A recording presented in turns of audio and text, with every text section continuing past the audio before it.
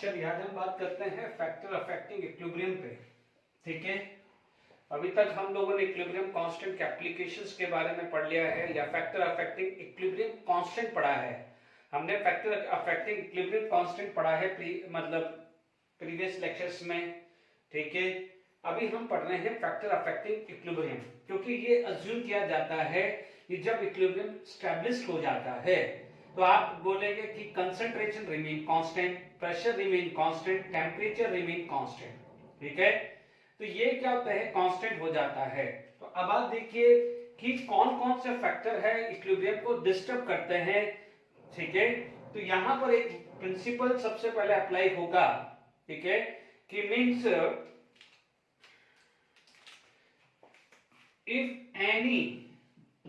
if any changes, ठीक है,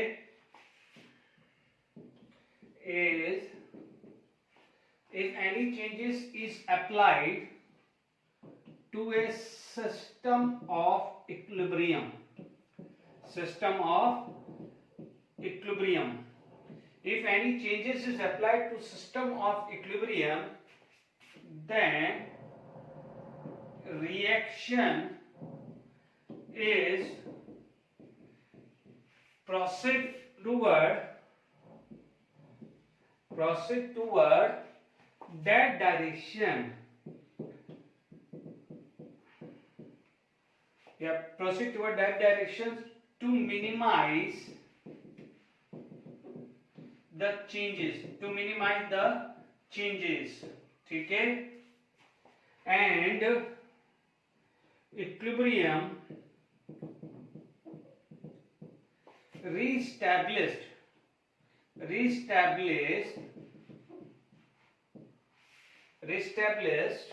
with new condition,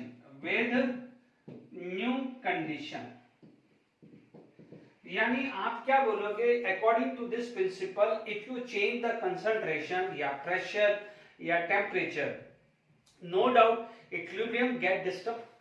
ठीक है, if the equilibrium get disturb तो व्हाट हैपन, इक्विलिब्रियम वापस रीस्टैब्लिश होगा, आइदर फॉरवर्ड जाएगा या बैकवर्ड जाएगा, बट जो भी चेंजेस हुए हैं उसको मिनिमाइज करने के लिए वो डायरेक्शन में जाएगा। जैसे आप बोलोगे ये प्रोडक्ट बढ़ा तो उसको मिनिमाइज करने के लिए यू जाएगा। ये सारे फैक्टर हम पढ़ने वाले हैं। ठीक है, तो what is the Lee Chatelier principal, if any changes is applied to a system of equilibrium, then the reaction is proceed toward that direction to minimize the change and the equilibrium reestablish with new conditions आ जाएगा changes।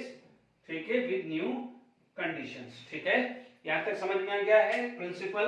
अब आप देखिए Le Chatelier principle is applicable for physical as well as chemical equilibrium, but ज्यादातर आपको questions chemical equilibrium के लिए पूछे जाते हैं।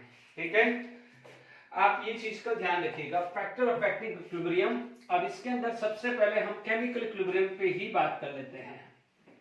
ठीक है, तो आप देखेंगे ली चैटलियर प्रिंसिपल पे सबसे पहले हम बात कर लेते हैं केमिकल इक्विलिब्रियम पे।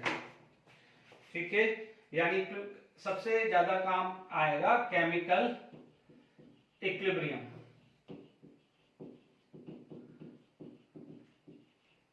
यहां पर केमिकल इक्विलिब्रियम आ गया है। ठीक है, मैंने दो टाइप से बात कर रहा हूं, मैं पहले केमिकल के बारे में बात करूंगा, फिर मैं फिजिकल की बात करूं। सबसे ज्यादा जो आपके क्वेश्चंस आते हैं वो केमिकल पे ही आते हैं, ये ध्यान रखना है। ठीक है, अब आप देखिए सबसे पहला इसमें जो फैक्टर जाएगा केमिकल इक्विलिब्रियम में आएगा कंसंट्रेशन, यानी कंसंट्रेशन का क्या रोल है, what is the role of concentration.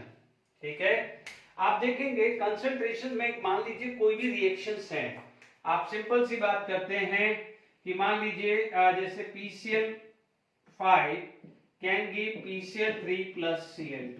Suppose मान लीजिए एग्जांपल मैंने ले लिया, कोई भी एग्जांपल ले लेते हैं। कंसंट्रेशंस जो है वो सबसे आसान है। ठीक है, अब आप देखिए कि मान लीजिए कि मेरे पास क्या है कि लेट इट बी, मैंने PCl3 और Cl2 या दोनों का कंसंट्रेशन इंक्रीज किया। ठीक है, this is the representation for concentration, square bracket it is for concentration, active mass या मोलारिटी। तो मैंने क्या करा कि अब इक्विलिब्रियम एस्टैब्लिश था। इसकी यहाँ पर कांस्टेंट कंसंट्रेशन थी, यहाँ कॉन्सेंट्रेशन थी, या कांस्टेंट थी। मैंने क्या करा है फ्रॉम आउटसाइड, देखो मैं ये जो भी बात कर रहा हूँ इक्विलिब्रियम की बात कर रहा हूँ, ठीक है। मैंने PCl3 डाल दिया या Cl2 का कंसंट्रेशन डिस्टर्ब किया, ठीक है। तो आप क्या बोलोगे, दिस साइड कंसंट्रेशन इंक्रीजेस। इसको बैलेंस करने के लिए यानी इस इंपैक्ट को मिनिमाइज करने के लिए रिएक्शंस कहां जाएगी, ये क्या जाएगी, यहां पर जाएगा बैकवर्ड डायरेक्शन में। कहां जाएगा वो, बैकवर्ड डायरेक्शन में। बैकवर्ड डायरेक्शन का मतलब क्या हुआ है कि मोर PCl5 इज फॉर्म, ठीक है। यहां तक क्लियर हो गया है। अब देखिए, मान लीजिए इसी के अंदर आपने बोला कि PCl5 का कंसंट्रेशन बढ़ाया, इसका बढ़ाया कंसंट्रेशन, PCl5 का कंसंट्रेशन बढ़ाया। तो सपोज आपका रिएक्टेंट साइड बढ़ा है, तो उसको कंपनसेट या मिनिमाइज करने के लिए कहां जाएगा, रिएक्शन फॉरवर्ड जाएगा। तो it will proceed toward forward direction and vice वर्सा। यानी ये जो कंडीशन है उसका क्या है, वाइस वर्सा हुआ है। इसका मतलब आपने ये कंसंट्रेशन कम किया, तो इसको कंपनसेट करने के लिए इधर जाएगा। ये कंसंट्रेशन कम किया तो उसको कंपनसेट करने के लिए कहां जाएगा, फॉरवर्ड जाएगा कि जाएगा। यानी आपको टारगेट क्या है, कंपनसेशन करना है। ये क्लियर हुआ। अब आप देखिए कि यदि इसी कंडीशंस को मेरे को Q और K से समझाना है, जैसे मान लीजिए आपके पास Q क्या था, QC क्या था, PCl3 and Cl2 upon PCl5, ठीक है। याद करिए, जब यदि मान लीजिए ये बढ़ गया है, प्रोडक्ट साइड बढ़ गया है, तो क्या हुआ है, QC is greater then KC। और यदि रिएक्टेंट साइड बढ़ गया है तो यहाँ पर क्या था, QC is less than KC। तो हम ऑलरेडी हमने पढ़ा हुआ है एप्लीकेशन ऑफ इक्विलिब्रियम कांस्टेंट पे, जब आपका QC बढ़ जाता है तो उसको कंपनसेट करने के लिए कहां जाता है, बैकवर्ड डायरेक्शन में। और QC क्या हो जाता है, कम हो जाता है, उसको कंपनसेट करने के लिए कहां जाते हैं, फॉरवर्ड डायरेक्शन में। ये चीज पढ़ चुके हैं ना कि जब QC ये आता है तो रिएक्शंस होती है बैकवर्ड, क्या होती है, बैकवर्ड। यदि क्या होता है, QC लेस होती है तो रिएक्शंस कहां आती है, फॉरवर्ड डायरेक्शन। ये हम लोगों ने प्रीवियस जो भी थे कुछ लेक्चर उस था जहां पर हमने एप्लीकेशन ऑफ इक्विलिब्रियम कांस्टेंट पढ़ा है, वहां पर ये डिस्कस कर चुका है। अदरवाइज आपको ये नहीं करना है तो सिंपल समझ लो, आपने ये बढ़ाया, उसको कंपनसेट करने के लिए यहां जाना पड़ेगा। इस साइड कंसंट्रेशन बढ़ाया, उसको कंपनसेट करने के लिए फॉरवर्ड जाना पड़ेगा। एक सिंपल सा लॉजिक है, ठीक है। मैं कंसंट्रेशन की बात कर रहा हूं, मैं वॉल्यूम की कोई बात नहीं कर रहा हूं, ठीक है।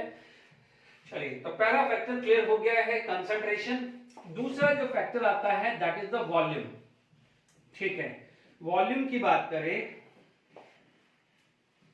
यानी मान लीजिए आपने क्या करा कि जो वॉल्यूम ऑफ कंटेनर है वो फिक्स ले लिया था, ठीक है। बट अब मान लीजिए वॉल्यूम ऑफ कंटेनर आपने चेंज कर दिया, तो क्या क्या रूल आएगा, सेकेंड जो आएगा दैट इज द वॉल्यूम।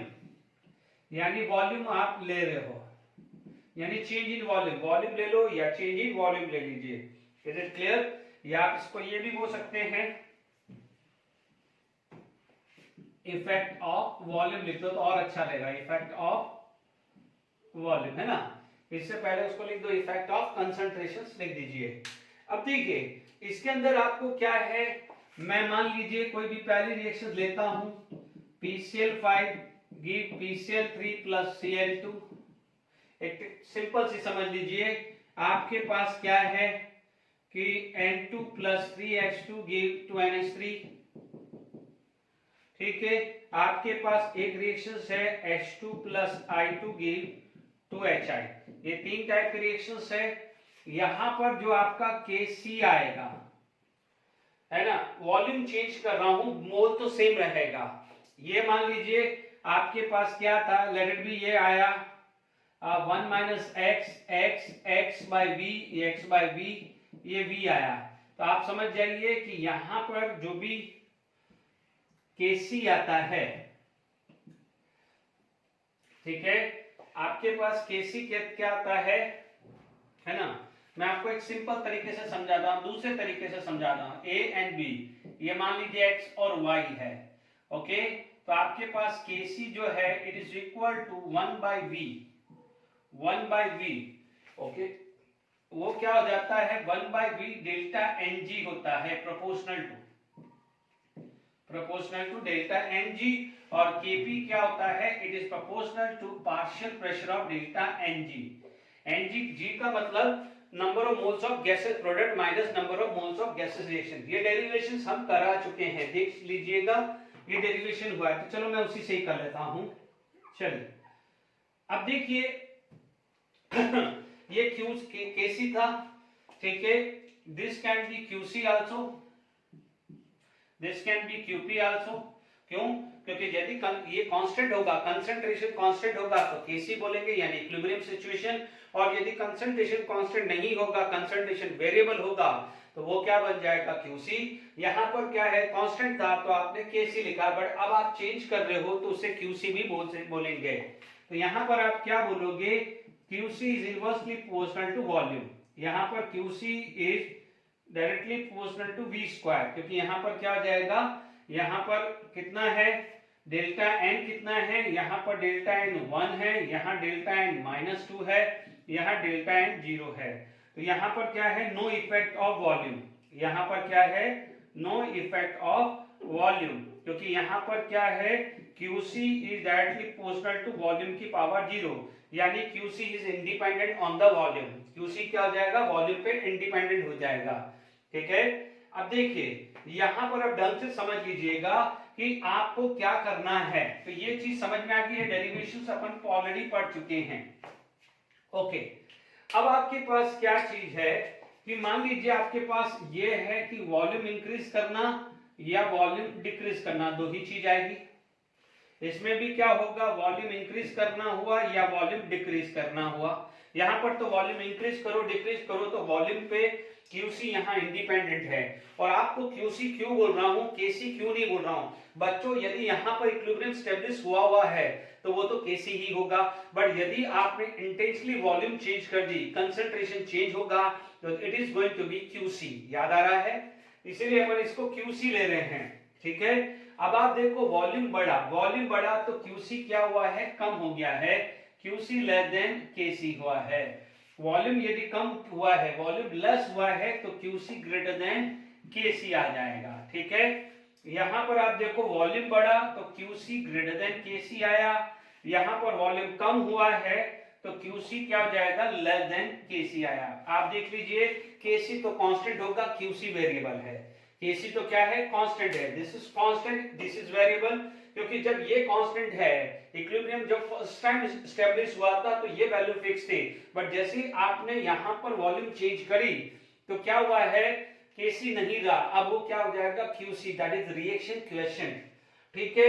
यदि Qc की वैल्यू ग्रेटर देन Kc है, इसका मतलब प्रोडक्ट इज मोर, तो प्रोडक्ट को बैलेंस करने के लिए कहां जाएगा, backward direction, the equilibrium will shift toward backward direction, ठीक है। अब आप देख लीजिए यहां पर क्या होगा, फॉरवर्ड डायरेक्शन, ओके, बिल्कुल आराम से चीजें समझ में आ रही है। यहां पर भी क्या होगा, ग्रेटर है तो ये हो जाएगा बैकवर्ड या रिवर्स डायरेक्शन, ठीक है।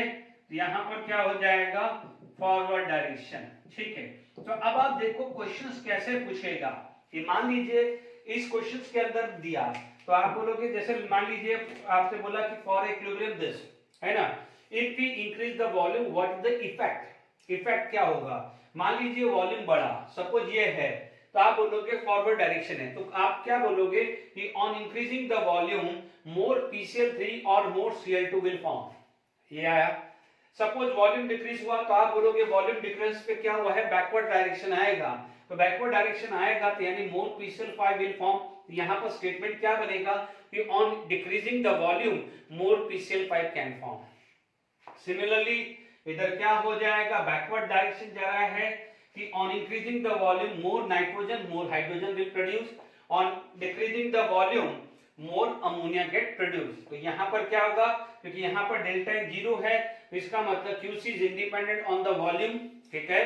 तो आप क्या बोलोगे, Qc independent on the volume होगा तो आप बोलोगे there is a no effect of, there is a no effect of change in volume, कुछ नहीं होगा, इक्विलिब्रियम कैन नॉट डिस्टर्ब, ठीक है। अब ये चीज थी, मैंने इफेक्ट ऑफ वॉल्यूम पढ़ा दिया। अब आप देखिए यही रिएक्शंस के अंदर मैं इफेक्ट ऑफ प्रेशर भी पढ़ा देता हूं, ठीक है। यहां आ जाएगा effect of pressure, effect of pressure आ गया। तो अब आप देख लीजिए इफेक्ट ऑफ प्रेशर में आप क्या पढ़ेंगे कि क्यूपी, क्योंकि अब तो क्या हो जाएगा Q P, Q P is proportional to pressure की पावर डेल्टा एन जी, ठीक है। Delta N G, G stand for gases, यानी number of moles of gases product minus number of moles of gases reactant. तो अब आप देख लीजिए यहां पर जो सारी चीजें हैं वो चेंज हो जाएगी, ठीक है।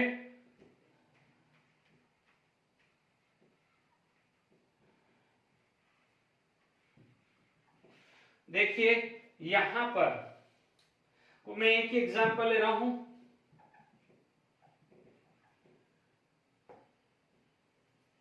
देखिए वन बाय वन ले लें। अब देखो यहां पर QP, QP proportional to P की पावर 1, क्योंकि यहां पर डेल्टा एन कितना है 1 है, क्योंकि ये all are gases, all are gases है,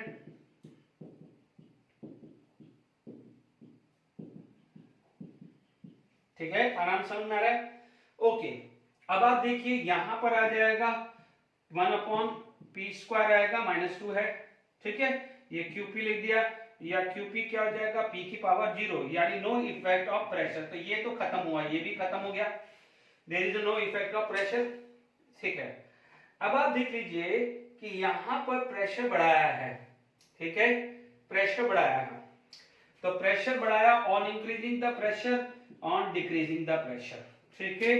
यहां पर भी on increasing the pressure and on decreasing the pressure, यहां तो कोई इफेक्ट आने वाला ही नहीं है, ठीक है। Here QP is proportional to P, यानी क्या होगा, प्रेशर इंक्रीज होगा तो QP greater than KP, QP less than KP, and यहां पर क्या हो जाएगा, डिवाइड है तो on increasing pressure this is going to be decreases, this is going to be increases, ठीक है। अब देखिए यहां पर क्या होगा, QP ग्रेटर है तो यहां पर क्या चला जाएगा बैकवर्ड, यहां फॉरवर्ड, यहां फॉरवर्ड, तो यहां क्या हो जाएगा बैकवर्ड, क्योंकि ऑलरेडी इस पे जब अपन को इस पे प्लान समझ में आ गया तो कोई दिक्कत नहीं है। तो यहां पर ये आया है, ये बड़ा है तो ये जाएगा बैकवर्ड डायरेक्शन, ये जाएगा फॉरवर्ड डायरेक्शन, ये जाएगा फॉरवर्ड डायरेक्शन, ये जाएगा बैकवर्ड डायरेक्शन। चेक कर लीजिए, क्यूपी ज्यादा होने का मतलब, क्यूपी ज्यादा होने का मतलब प्रोडक्ट बढ़ गया, और प्रोडक्ट बढ़ता है तो क्या करेगा, रिएक्टेंट साइड जाएगा, और क्यूपी लेस का मतलब रिएक्टेंट बढ़ गया, रिएक्टेंट बढ़ गया तो उसको कंपनसेट करने के लिए कहां जाएगा, फॉरवर्ड, ठीक है। तो अब आप देखिए यहां पर आप थोड़ा सा इसको एक स्टेटमेंट में या बार बार आप ये निकालने बैठोगे तो आप देख लीजिए कि how many moles this side 1, how many moles this side 2, यानी जब प्रेशर इंक्रीज किया तो इधर गया, how many moles this side 2, how many moles this side 4, pressure increase किया तो कहां गया रिएक्शन दिस साइड। इसका मतलब यदि मैं यहां पर एक कंक्लूजन, एक स्टेटमेंट लिखो, ठीक है, यहां तो कोई दिक्कत नहीं है, तो आपके पास डेल्टा एन 0 है तो यहां पर no effect of pressure, in fact no effect of volume. तो आप क्या लिखोगे यहां पर, नोट करके क्या लिखोगे कि on increasing pressure, on increasing pressure, ठीक है, इक्विलिब्रियम या रिएक्शन, इक्विलिब्रियम तो नहीं लिखेंगे, reaction shift toward that direction where moles are less and vice versa, ठीक है ना। मेरी पर्सनल एडवाइस है कि जब भी हम इस टाइप के क्वेश्चंस करेंगे, ठीक है, कि तो ध्यान दीजिएगा, on increasing the pressure reaction shift toward that direction where moles are less and vice versa. On increasing the pressure, on increasing the pressure, equilibrium यानी बैकवर्ड गया है तो how many moles this side 1, how many moles this side 2, 1 + 1 2, less mole side गया। On increasing the pressure, reaction toward forward direction. How many moves this side? 4. How many moves this side? 2. It is moving toward less move side. ठीक है? On increasing the pressure, reaction shift toward that direction where moves are less and vice versa. ठीक है? अब मान लीजिए मेरी personal advice है कि इनकेस यदि कहीं भी आपको कोई क्वेश्चन दिया हुआ है और वहां पर आपको लिखा है कि ऑन डिक्रीजिंग द प्रेशर, ठीक है, तो यदि आप सबसे बड़ी एडवाइस है कि इंक्रीजिंग प्रेशर निकाल दीजिए कि मान लीजिए इंक्रीजिंग प्रेशर फॉरवर्ड जा रहा होगा तो डिक्रीज करने पे बैकवर्ड जाएगा, या इंक्रीज करने पे बैकवर्ड जाएगा तो डिक्रीज करने पे फॉरवर्ड जाएगा। इस तरह से कंसेप्चुअली चीजें समझ लीजिए। ठीक है, तो यहां पर इफेक्ट ऑफ प्रेशर भी आपको समझ में आ गया है।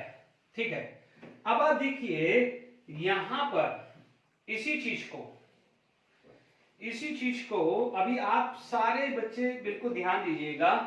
ठीक है, ओके, यहां पर इफेक्ट ऑफ प्रेशर हुआ। ठीक है, यदि मान लीजिए यहां पर एक और नेक्स्ट जो चीज आ जाती है that is addition of inert gas.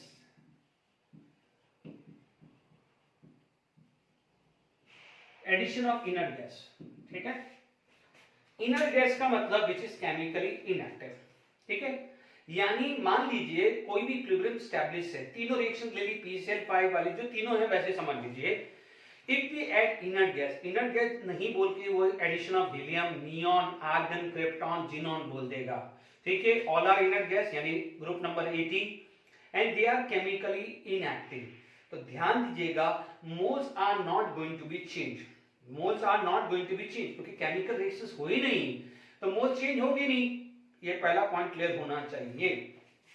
Okay, addition of inert gas है तो आप बोलोगे यहां पर एडिशन ऑफ इनर्ट गैस हुआ तो there is no change in number of moles of product और रिएक्टेंट।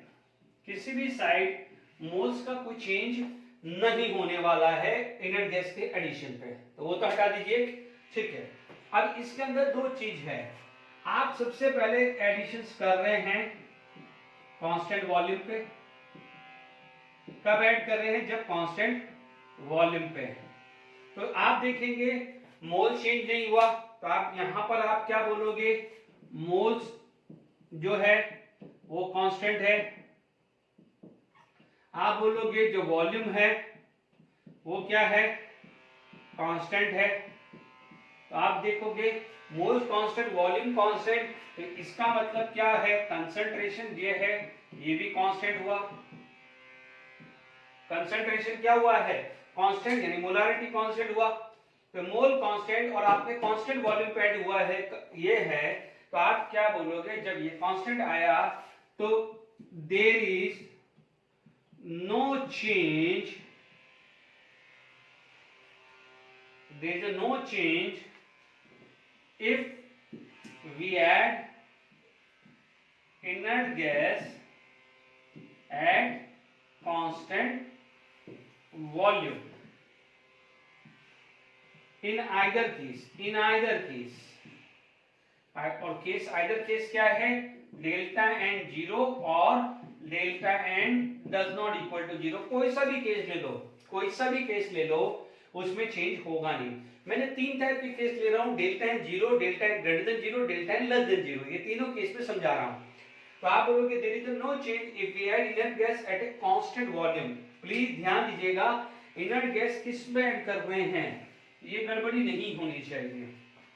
सेकंड चीज आप डाल रहे हैं कांस्टेंट प्रेशर। ठीक है, इनर्ट गैस कहां डाल रहे हैं? Constant pressure.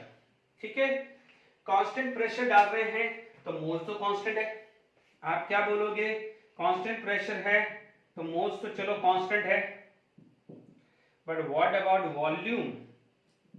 Volume increase. Volume क्या हो गया है? इंक्रीज, क्योंकि गैस की वॉल्यूम और ऐड हुई ना, तो वॉल्यूम गेट इंक्रीज। अब बी केयरफुल। ठीक है, यहां पर क्लियर हो गया है। अब आप देख लीजिए आपने क्या सीखा हुआ है?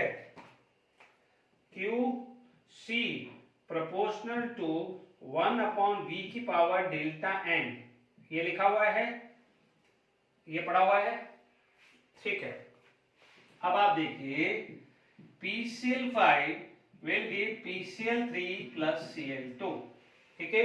अब इसके अंदर जैसे हमने सेकंड कंडीशन में लिखा था वॉल्यूम इंक्रीज या वॉल्यूम डिक्रीज, दोनों कंडीशन चेक करी थी, बट यहां पर अब डिक्रीज वाला केस आएगा ही नहीं, क्योंकि आपने इनर्ट गैस ऐड किया है एट कांस्टेंट प्रेशर, ध्यान दीजिएगा कांस्टेंट प्रेशर पे, ठीक है। तो कांस्टेंट प्रेशर पे प्रेशर चेंज नहीं हुआ है तो एटलीस्ट वॉल्यूम तो बढ़ा है ना, ठीक है। आपने नई गैस डाली है, नई गैस डाली तो नई गैस का वॉल्यूम भी तो इंट्रोड्यूस होगा, वो क्या कंसीडर होगा, वॉल्यूम ऑफ इनर्ट गैस, तो उसके कंपेयर में बढ़ा है कि नहीं बढ़ा। तो आप देख लीजिएगा यहां पर क्या है, डेल्टा एन इक्वल टू +1 है। अब आप देखो +1 है तो आप यहां पर क्या बोलोगे कि जैसे ही आपने ये डाला वॉल्यूम इंक्रीज हुआ, वॉल्यूम इंक्रीज हुआ तो क्यूसी क्या हुआ है, डिक्रीज हुआ। तो यहां पर क्या होगा, क्यूसी लेस देन केसी, क्यों, क्योंकि वॉल्यूम बढ़ रहा है, यहां तो फिक्स ही है, ये वॉल्यूम बढ़ेगा तो क्यूसी क्या हो जाएगा, केसी से डिक्रीज। जब क्यूसी लेस है इसका मतलब क्या हुआ है, प्रोसीड टुवर्ड फॉरवर्ड डायरेक्शन, कहां जाएगा वो, फॉरवर्ड डायरेक्शन जाएगा। Is it clear to all of you. अब देखिए यहां पर N2 gas give plus 3H2 gas give 2NH3 gas. Is it clear.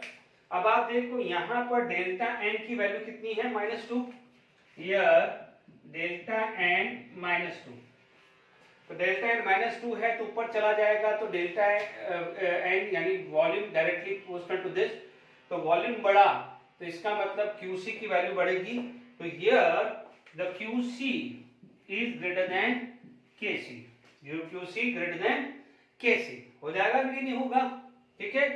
तो अब आप देखिए QC ग्रेटर देन KC है तो यहां पर आएगा बैकवर्ड डायरेक्शन।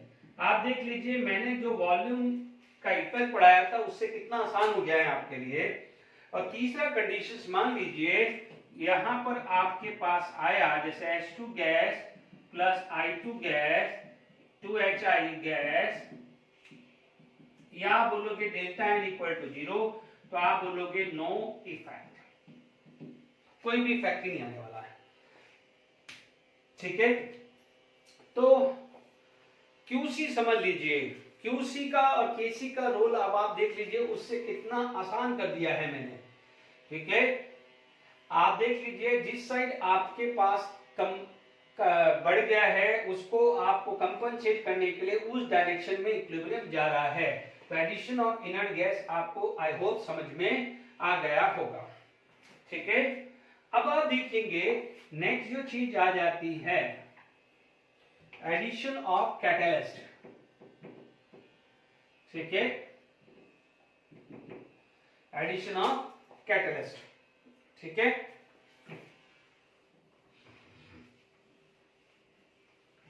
देखिए कैटलिस्ट क्या करता है,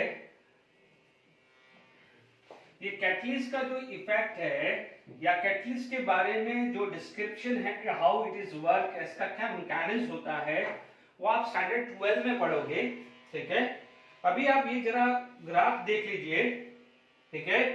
हम लोगों ने जो ग्राफ पढ़े हैं पहले, जो हमने इक्वेशन वांट ऑफ इक्वेशंस पढ़ी थी, मान लीजिए आपके पास रिएक्शन क्वेश्चन है या रिएक्शन कोऑर्डिनेट ले लीजिए या प्रोग्रेस ऑफ रिएक्शन ले लीजिए, ठीक है, यहाँ और यहां पर आपके पास क्या है, लेट इट बी, यहां एनर्जी ले लिया या पोटेंशियल एनर्जी ले लिया यहाँ पर, या गिव फ्री एनर्जी ले लिया मैंने, ठीक है। सिमिलरली मैंने यहां पर एनर्जी ले लिया और यहां पर रिएक्शन क्वेश्चन रिएक्शन कोऑर्डिनेट ले लिया है। बच्चों यहां रिएक्शन कोऑर्डिनेट या प्रोग्रेस ऑफ रिएक्शन भी आ सकता है, यहां पर एनर्जी या पोटेंशियल एनर्जी या गिव फ्री एनर्जी कुछ भी आ सकता है। देखिए अब आपके पास इस टाइप का ग्राफ आएगा, देखिए यहां से हमारे पास इस टाइप का ग्राफ है, ये मैं ऑलरेडी पढ़ा चुका हूं, ये रिएक्टेंट है, ये प्रोडक्ट है। सिमिलरली यदि मैं यहाँ बात करूं तो ये क्या हो जाएगा, रिएक्टेंट, ये प्रोडक्ट होगा। Is it clear? The minimum energy required to do useful work, maximum useful work, it is known as threshold energy. ठीक है, यहां पर एक वर्ड आएगा थ्रेशोल्ड एनर्जी। ठीक है, ये हमने फोटोइलेक्ट्रिक इफेक्ट में भी डेफिनेशन पढ़ी है, तो आप बोलोगे it is minimum energy, minimum energy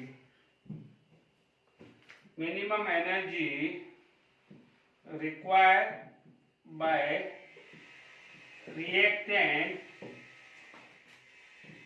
molecule to get convert into product, ठीक है ना। जैसे मान लीजिए आपको मूवी देखने जाना है, मान लीजिए मूवी थिएटर के अंदर 300 का रुपीस का टिकट है, तो 300 रुपीस हमारे डेफिनेटली मिनिमम पॉकेट में होने चाहिए, तभी हम मूवी देख पाएंगे। 400 हो या 500 हो या 1000 हो या 2000 है, तब तो कोई दिक्कत नहीं, बट मिनिमम 300 रुपीस तो चाहिए। यानी ईच रिएक्टेंट मॉलिक्यूल्स के इतनी एनर्जी चाहिए टू कन्वर्ट इनटू प्रोडक्ट। ठीक है, यहां से लेके यहां तक की थ्रेशोल्ड एनर्जी बोला जाता है।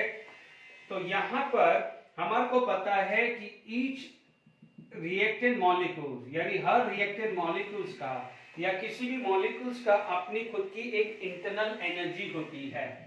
क्या होती है? इंटरनल एनर्जी होती है। ये था डेल्टा एच। ठीक है, हियर इट इज नेगेटिव, क्योंकि डेल्टा एच क्या होता है, enthalpy of product minus enthalpy of reactant. तो this is for exothermic process. ये किसके लिए ग्राफ है? एक्सोथर्मिक के लिए, और ये किसके लिए ग्राफ है? एंडोथर्मिक के लिए। यहां पर आपके पास क्या आया है? Delta H positive. ठीक है, अब आप देख लीजिए यहां से लेके यहां तक, this is known as activation energy forward. ये हुआ, ये बैकवर्ड। इसीलिए अपन क्या बोलते हैं, activation energy forward minus backward equal to delta H. ये डेरिवेशंस में मैं यूज कर चुका हूं, देख लीजिएगा। ठीक है, this is activation energy forward.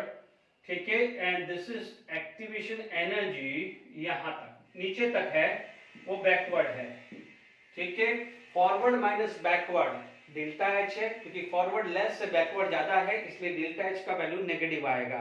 दूसरा होता है enthalpy of product minus enthalpy of reactant. दो तरीके से आप डेल्टा एच निकालते हैं।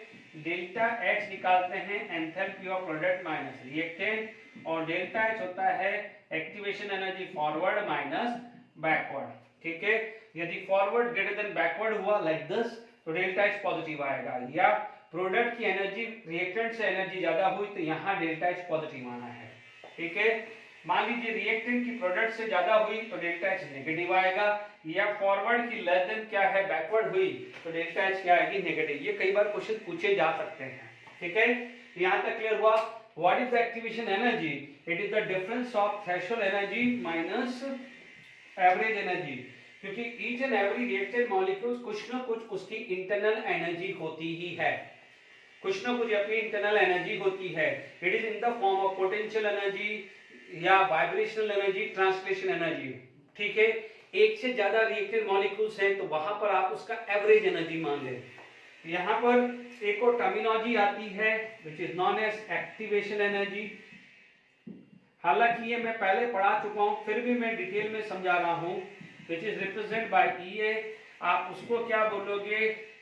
डिफरेंस, मैंने simple definition, difference of threshold energy, threshold energy minus average energy of reactant molecule.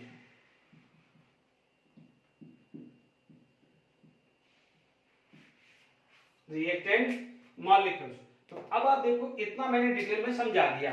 अब आप देखो कैटलिस्ट करता क्या है। What the catalyst will do? Catalyst will lower down the activation energy. Catalyst क्या करता है? It will lower down the activation energy. ठीक है, तो अब आप देख लीजिए कि यहां पर इसने क्या करा, एक्टिवेशन एनर्जी को लो कर दिया, तो आप क्या बोलोगे यहां पर addition of catalyst lower down activation energy. क्या लोअर डाउन करता है? It will lower down the activation energy. ठीक है, अब आप देखो एक्टिवेशन एनर्जी लोअर हुई तो फॉरवर्ड भी कम हुई तो बैकवर्ड भी कम हुई है। जिस प्रोपोर्शन में जितना फॉरवर्ड कम हुआ है उतना बैकवर्ड भी कम हुआ है। इसका मतलब जब एक्टिवेशन एनर्जी यहां से यहां तक अचीव करने में टी टाइम लग रहा था, तो यहां से यहां अचीव करने में क्या है, लेस देन टी टाइम हुआ है। तो आप क्या बोलोगे, addition of catalyst lower down the activation energy, so rate of forward as well as rate of backward both increases. तो दोनों इंक्रीज हो गया। मान लीजिए 2 टाइम फॉरवर्ड इक्वल हुआ, आप देखेंगे जैसे आप क्या बोलते थे कि rate of forward equal to rate of backward equilibrium पे। तो अब मान लीजिए ये 2 टाइम्स हो गया, यदि ये 2 टाइम हुआ रेट ऑफ फॉरवर्ड तो ये भी 2 टाइम हुआ, तो फाइनली वही हुआ ना सिचुएशन। 3 टाइम बढ़ा तो 3 टाइम बैकवर्ड भी बढ़ा। तो आप बोलोगे जिस प्रोपोर्शन में फॉरवर्ड बढ़ रहा है उसी प्रोपोर्शन में बैकवर्ड बढ़ रहा है। So on addition of catalyst, it will lower down the activation energy, so the rate of forward as well as rate of backward reaction increases.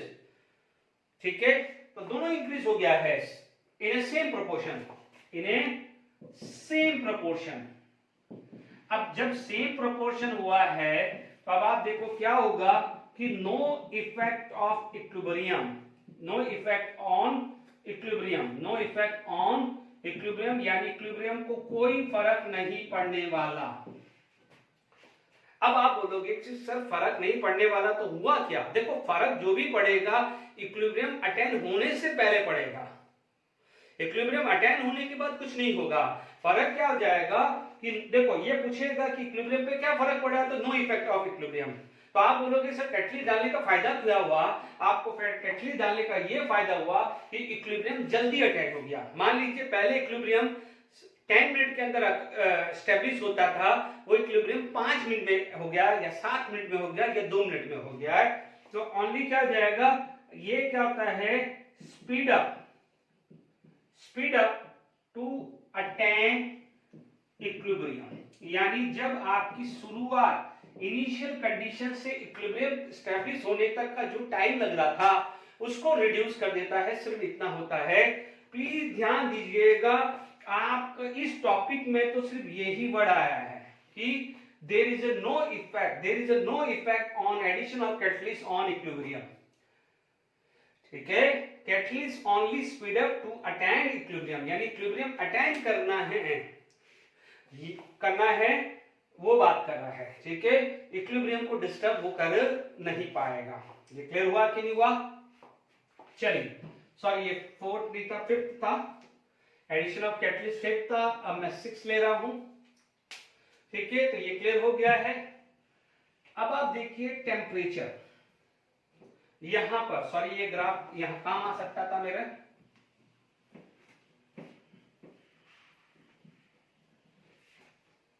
देखिए टेम्परेचर,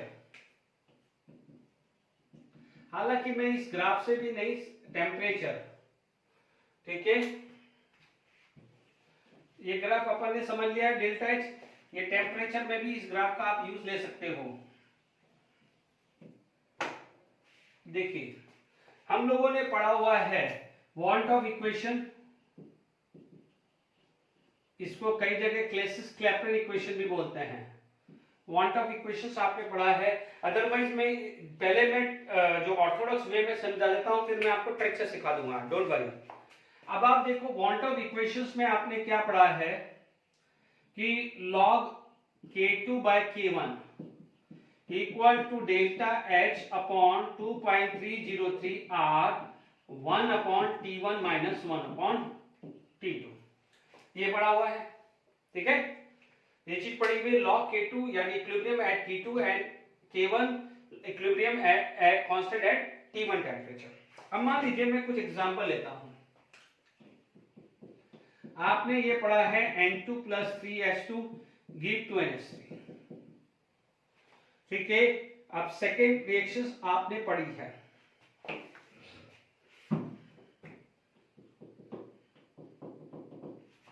आपने पढ़ा है PCl5 will give PCl3 plus Cl2। ठीक है, एक और ले लेता हूं जो सबसे ज्यादा N2 plus O2 can give 2NO।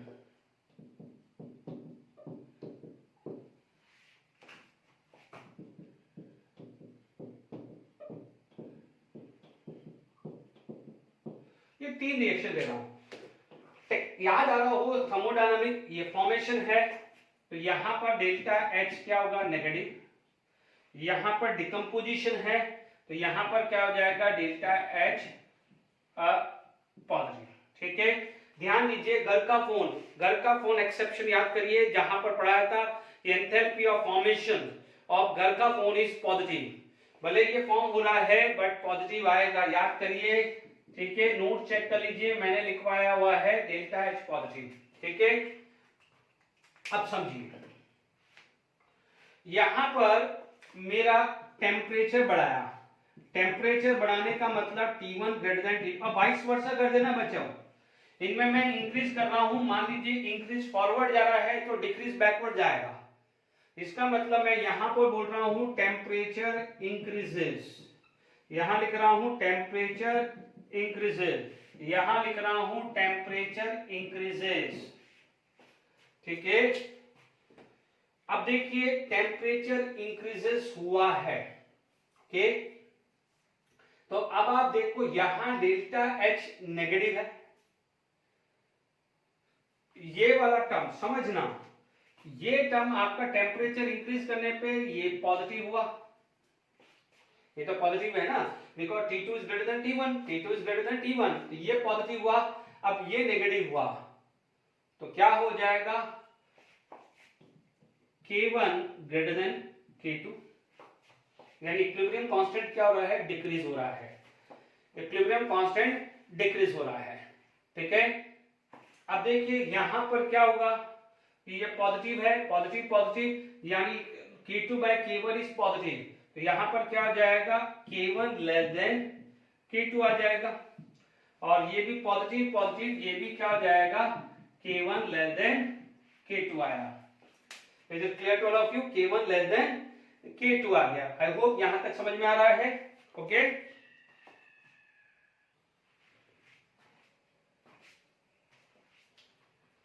ठीक है, तो यहां पर आपके पास ये सारी चीज आ गई।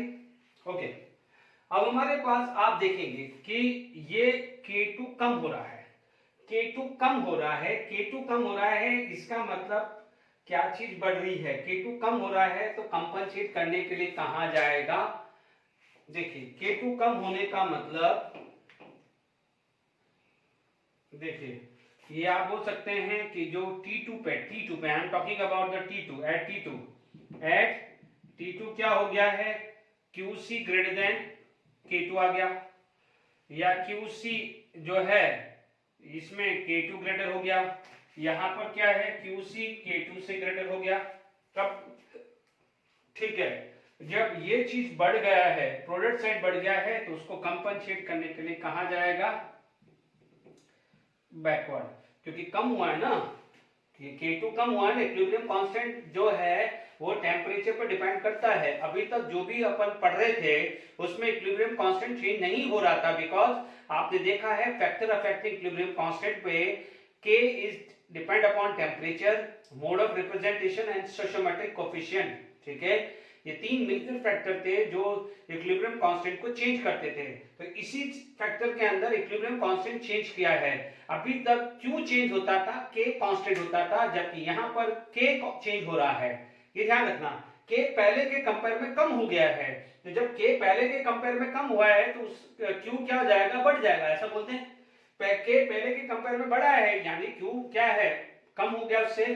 ठीक है, तो जब QC ज्यादा होता था तो बैकवर्ड QC कम होता था, तो आप क्या बोलते थे, फॉरवर्ड, यहां पर क्या बोलोगे, फॉरवर्ड। ठीक है, तो यहां तक ये चीज समझ में आ गई कि आपका जब टेम्परेचर बढ़ा है तो बैकवर्ड, एंड तो टेम्परेचर रिड्यूस होगा तो क्या होगा, फॉरवर्ड, वाइस वर्सा कर दीजिए। यहाँ पर टेम्परेचर रिड्यूस हुआ है तो ये क्या हो जाएगा, बैकवर्ड, और यहाँ पर टेम्परेचर रिड्यूस हुआ है तो यहाँ पर भी क्या हो जाएगा, बैकवर्ड। ठीक है, ये समझ में आ गया। अब मान लीजिए कोई बच्चा ये चीज सोच रहा होगा कि सर ये इतना क्यों लेंथी कैलकुलेशंस करें। अब मैं आपको ये देखो, जो कंसेप्चुअल चीज था वो मैंने सब खत्म कर दिया कि कैसे है, कैसे यूज करके अपन को समझना है। अब आपको जब एग्जामिनेशन पॉइंट ऑफ व्यू में ट्रिक कैसे लगाना है वो समझा रहा हूं। ठीक है, इस जो चीज मैं समझा रहा हूं उसमें ये चीज क्लियर हो जाना चाहिए, यानी दिस इज द ट्रिक। ठीक है, ये चीज क्लियर हो जानी चाहिए कि एंडोथर्मिक है या एक्सोथर्मिक। यदि आपको वो चीज क्लियर नहीं हुई तो मुश्किल हो जाएगा। ये ट्रिक लगा रहा हूं, ये ट्रिक है कि यदि टेम्परेचर फैक्टर आ जाए तो कैसे रोल करेंगे। बच्चों ये डेल्टा एच नेगेटिव है तो ट्रिक समझ लीजिए।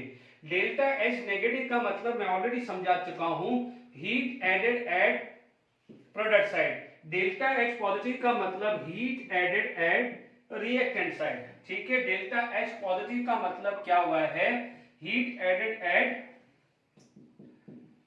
This side. ठीक है, अब मैं ट्रिक लगा देता हूं।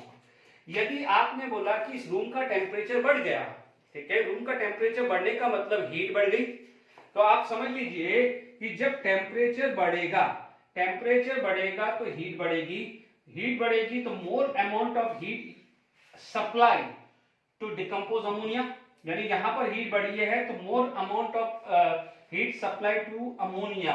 तो जब अमोनिया को हीट ज्यादा सप्लाई होगा तो breaking of ammonia would be more. तो आप क्या बोलोगे, more decomposition of ammonia, more decomposition of ammonia. Ammonia जितना ज्यादा डिकम्पोज होगा तो ये कहां जाएगा, बैकवर्ड डायरेक्शन। कहां जाने वाला है, बैकवर्ड डायरेक्शन। ठीक है, यहां पर टेम्परेचर बढ़ा, हीट बढ़ी तो कहां जाएगा, फॉरवर्ड डायरेक्शन। कहां जाने वाला है, फॉरवर्ड डायरेक्शन। ठीक है, यहां पर आपने टेम्परेचर बढ़ाया, हीट बढ़ी, टेम्परेचर बढ़ाया, हीट बढ़ी, तो रिएक्शंस कहां जाने वाला है, फॉरवर्ड डायरेक्शन। यानी जिस डायरेक्शन में हीट यहां बढ़ी तो इधर करो, हीट यहां बढ़ी तो यहां कर दो। बिल्कुल सिंपल सा लॉजिक लगा दीजिए, है ना। तो ये टेम्परेचर इंक्रीज की बात हुई। अब जो इसका वाइस वर्सा कर दो, ये वाइस वर्सा कर दो, ये फॉरवर्ड आ जाएगा, यहां पर ये क्या हो जाएगा, बैकवर्ड आ जाएगा। ये टेम्परेचर डिक्रीज हुआ तो क्या हो जाएगा, बैकवर्ड आ जाएगा। Is it clear to all of you? Okay, ठीक है, तो अपना ये क्लियर हो गया है। ओके, तो यहां पर अपन ने ये पढ़ लिया है कि टेम्परेचर इंक्रीज होगा तो हीट इंक्रीज होगा, बैकवर्ड जाएगा, टेम्परेचर इंक्रीज होगा तो ये फॉरवर्ड जाएगा, टेम्परेचर यहां इंक्रीज होगा तो फॉरवर्ड, एंड वाइस वर्सा। ठीक है, तो अब आप देखिए यहां पर हमने केमिकल इक्विलिब्रियम पे बात कर ली है। ठीक है, अब मान लीजिए हमारे पास केमिकल इक्विलिब्रियम पे मान ये तीन रिएक्शंस आपने लिख ली है। ठीक है, अब मान लीजिए इस पे बेस्ड क्वेश्चंस होते हैं। मान लीजिए कोई क्वेश्चंस ले लिया, मेरे पास PCl5 gas PCl3 gas plus Cl2 gas. ठीक है, मान लीजिए सेकेंड क्वेश्चन मैंने दे दिया कि H2 plus I2 2HI gas. ठीक है, या मान लीजिए क्वेश्चन थर्ड मैंने ले लिया, या मान लीजिए इसकी जगह में ये NO वाला ही ले लेता हूं तो थोड़ा सा अलग सा दिखेगा कि N2 gas plus O2 gas can give 2NO gas, या N2 gas plus 3H2 gas can give 2NH3 gas. ठीक है, अब आप देखो इसमें क्वेश्चन पूछा जाए कि what is the favourable conditions for formation of PCl3Cl2 या what is the favourable condition for NO। मैं ये मान के चलता हूं कि हमारे पास क्वेश्चन है favourable condition for the formation of product, target है प्रोडक्ट है। आप देखोगे तो यहां पर क्या है, डिकम्पोजिशन है, तो यहां पर प्लस हीट है। तो आप मान लीजिए टेम्परेचर इंक्रीज होगा तो फॉरवर्ड जाएगा एंड वाइस वर्सा। ठीक है, इस साइड मोल ज्यादा है, इस साइड मोल ज्यादा है, तो आपको क्या करना पड़ेगा, प्रेशर डिक्रीज करना पड़ेगा फॉरवर्ड डायरेक्शन के लिए। ठीक है, यदि आप देखेंगे कंसंट्रेशन की बात करें तो आप क्या बोलोगे, PCl5 का यदि कंसंट्रेशन बढ़ाओगे तो ही फॉरवर्ड जाएगा। मैं ये क्वेश्चंस को मान के चल रहा हूं कि मुझे ज्यादा से ज्यादा प्रोडक्ट बनाना है। यहाँ क्वेश्चन भी आप लिख सकते हैं कि what is the favourable condition for the formation of product. ठीक है, आप क्वेश्चन लिख सकते हो कि what is favourable condition for formation of product. ठीक है, तो ये क्लियर हो गया है। अब रिएक्टेंट का पूछे तो इसका उल्टा कर दीजिए। अब आप देखिए दिस इज एंडोथर्मिक, तो यहाँ प्लस हीट हुआ, तो यहाँ टेम्परेचर इंक्रीज होना चाहिए, दोनों साइड मोल ज्यादा है, सेम है सॉरी। तो आप बोलोगे प्रेशर का क्या है, नो इफेक्ट ऑफ प्रेशर। ठीक है, आप क्या बोलोगे, यहां पर दूसरा बोलोगे N2 या O2 का कंसंट्रेशन को इंक्रीज कर देने का। ठीक है, इससे क्या होगा कि रिएक्शन जाएगी फॉरवर्ड डायरेक्शन एंड वाइस वर्सा। ठीक है, इधर क्या जाएगा, हीट इस साइड है क्योंकि एक्सोथर्मिक है, तो टेम्परेचर डिक्रीज चाहिए फॉरवर्ड के लिए। ठीक है, अब आप देखो this side 4 mole, this side 2 mole, तो यानी प्रेशर इंक्रीज होगा तो equilibrium will shift toward that direction where moles are less.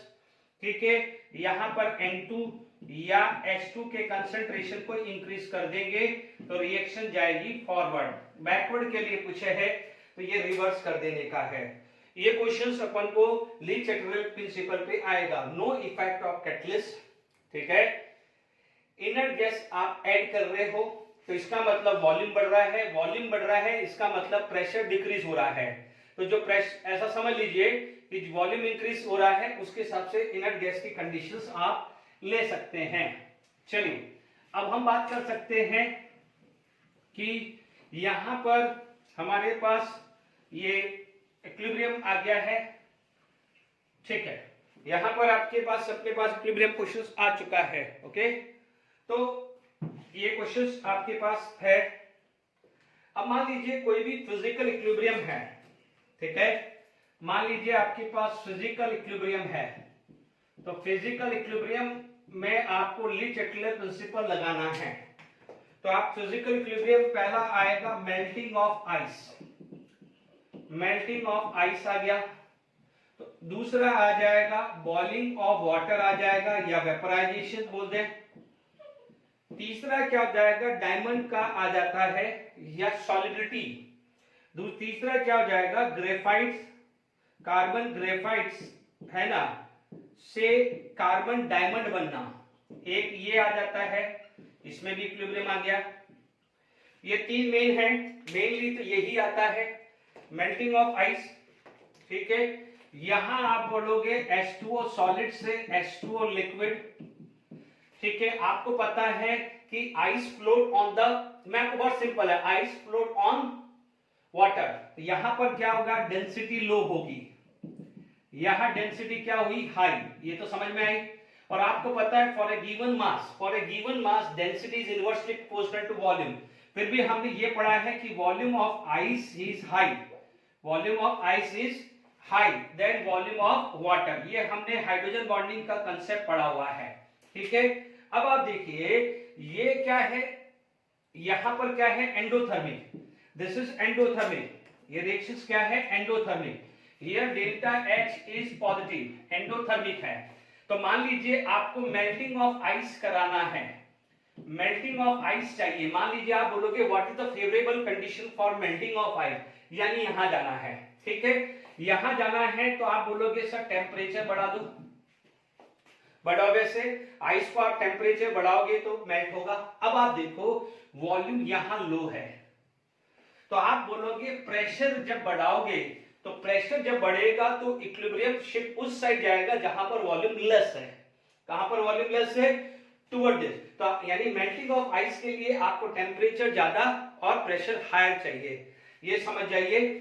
Okay, इसी तरह का बॉइलिंग वाटर हुआ, H2O लिक्विड से H2O गैस हुआ, ये भी क्या होता है, एंडोथर्मिक होता है। This is also endothermic. आपको पता है वाटर वेपर फ्लोट होता है, हवा में उड़ता है, इसलिए यहां पर डेंसिटी लो है। ठीक है, यहां डेंसिटी क्या है, हाई है। जहां डेंसिटी हाई है वहां पर वॉल्यूम क्या हो जाएगा, low, because density is inversely proportional to volume for a given mass, क्योंकि दोनों का मास तो सेम ही है। ठीक है, यहां पर वॉल्यूम क्या है, हाई हुआ है। अब आप देखिए अब आपको क्या चाहिए, कोई बच्चा बोलेगा कि सर मान लीजिए freezing of ice, freezing of water चाहिए, तो फ्रीजिंग ऑफ वाटर में उल्टी कंडीशन कर दो, टेम्परेचर डिक्रीज कर दो और प्रेशर क्या कर दो, डिक्रीज कर दो। ठीक है, ओके। जो फ्रीजिंग ऑफ आइस है तो इस दोनों कंडीशन को उल्टा कर दो, बस सिंपल है। ठीक है, कंफ्यूजन नहीं हो इसलिए दोनों कंडीशन नहीं लिखा हूं। आप ध्यान रखना है जो कंडीशन फॉरवर्ड के लिए है उसका बैकवर्ड के लिए उसका कंडीशन रिवर्स कर दीजिए। देखिए यहां पर आप देखो एंडोथर्मिक है, एंडोथर्मिक है तो मान लीजिए आपको वेपराइजेशन या बॉली वेपराइजेशन ऑफ वाटर चाहिए, वेपराइजेशन ऑफ वाटर चाहिए। ठीक है, तो यहां पर क्या होगा, टेम्परेचर बढ़ाओगे डेफिनेटली वाटर को बॉईल करते हो तो वाटर वेपर ज्यादा बनता है। अब आप देखो वॉल्यूम लो कहां है, यहां है। यदि मैं प्रेशर बढ़ाऊंगा तो इधर जाएगा, जबकि मुझे उधर चाहिए, तो मैं क्या करूंगा, यहां पर प्रेशर डिक्रीज कर दूंगा। समझ जाइए, यहां प्रेशर वॉल्यूम लो इधर था तो प्रेशर बढ़ाया, बट मुझे वेपराइजेशन ऑफ वाटर चाहिए यानी रिएक्शन मुझे यहां चाहिए, प्रेशर बढ़ाऊंगा तो इधर हो जाएगी, जिसका मतलब मुझे इधर करने के लिए उसको उल्टा यानी प्रेशर डिक्रीज करना पड़ेगा। ठीक है, अब आप देखिए यहां पर हम बात करें, ठीक है, तो यहां तक क्लियर हो गया। अब मान लीजिए यही चीज मैं अभी यहां पर आऊंगा, यहां डेंसिटी लो है, यहां डेंसिटी क्या होती है, हाई, डायमंड बहुत ज्यादा कंजेस्टेड होता है फॉर ए गिवन वॉल्यूम। यहां पर वॉल्यूम क्या हो जाएगा, लो हो जाएगी, यहां पर क्या हो जाएगा, वॉल्यूम हाई होगी। बट अपन ने पढ़ा हुआ है यहां डेल्टा एच पॉजिटिव है, ठीक है, डेल्टा एच पॉजिटिव है, ठीक है, डायमंड के अंदर ये रिएक्शंस पढ़ा हुआ है। और हमने पढ़ा हुआ है कि सी ग्रेफाइट, क्योंकि यहां पर प्लस हीट आता है तो सी ग्रेफाइट की पोटेंशियल एनर्जी कम होती है, इसलिए मैंने कहा है कि सी ग्रेफाइट इज थर्मोडायनेमिकली स्टेबल। ठीक है, तो अब आप देख लीजिए यहां हीट है तो यानी टेम्परेचर बढ़ा हुआ, यानी सी ग्रेफाइट से सी डायमंड बनाना है यानी फॉरवर्ड, तो मेरे को क्या करना है, मुझे इधर जाना है तो टेम्परेचर बढ़ाना पड़ेगा, वॉल्यूम लो साइड है तो प्रेशर भी इंक्रीज करेगा, तो ये क्या जाएगा, फॉरवर्ड डायरेक्शन।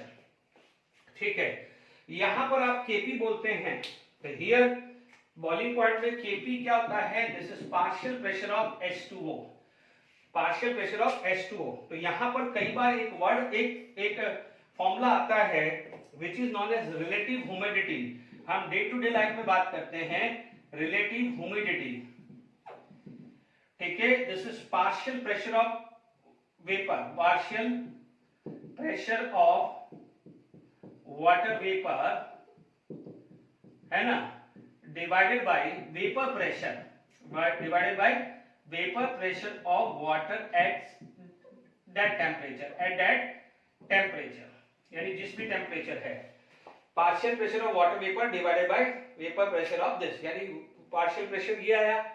वेपर प्रेशर हमने पढ़ा हुआ है लिक्विड स्टेट में, this is the pressure exerted by the vapour over the liquid surface when water and vapour are in equilibrium. और vapour pressure directly proportional to temperature है, for a given temperature vapour pressure is not going to be change. ठीक है, तो ये ध्यान रखना, ये सिर्फ फॉर्मूला लिख दिया, जरूरत कहीं पढ़ रहे हो तो आपको जरूरत आ जाए। ठीक है, लास्ट में यदि आपके पास फिजिकल इक्विलिब्रियम आ जाता है तो जैसे आप डे टू डे लाइफ में पढ़ते हैं सोडा वाटर, आप देखते हैं सोडा वाटर, ठीक है, तो नेक्स्ट आ जाता है solubility of gas in water, solubility of a gas in water. जैसे आप सोडा वाटर पीते हैं, CO2 plus water, it is going to be form CO2 water. यदि मान लीजिए आपको फॉरवर्ड जाइए यानी ज्यादा से ज्यादा सोडा बनाना है तो आपको कभी भी भूल जाओ, बहुत सिंपल सा ट्रिक बताता हूं। सोडा जब पीते हैं तो कोल्ड वाटर में पीते हैं या हॉट वाटर पे, तो आप बोलोगे सर कोल्ड वाटर में, तो आप बोलोगे यहां पर टेम्परेचर लोअर चाहिए। जब सोडा बनाते हैं तो वो प्रेशर हाई करते हैं, लो, तो आप बोलोगे सर प्रेशर हाई है। तो जब टेम्परेचर लोअर होगा, प्रेशर हाई होगा, तो रिएक्शन फॉरवर्ड डायरेक्शन जाएगा। ठीक है, हमेशा ध्यान रखना कि जितना CO2 प्रेशराइज करोगे उतना वाटर के अंदर डिसॉल्व होगा, उतना CO2 वाटर यानी सोडा वाटर बनेगा। और जितना टेम्परेचर लोअर डाउन होगा, क्योंकि ये क्या होता है exothermic, this process is exothermic, तो आपको फॉरवर्ड जाने के लिए टेम्परेचर को लोअर डाउन करना पड़ेगा। ठीक है, तो ये फिजिकल इक्विलिब्रियम पढ़ा है। ठीक है, आज इतना ही है। नेक्स्ट लेक्चर में हम प्रीवियस ईयर के क्वेश्चंस और कुछ क्वेश्चन ली चैटरवेल प्रिंसिपल पे प्रैक्टिस के लिए हम देखेंगे। Till then enjoy, thank you very much.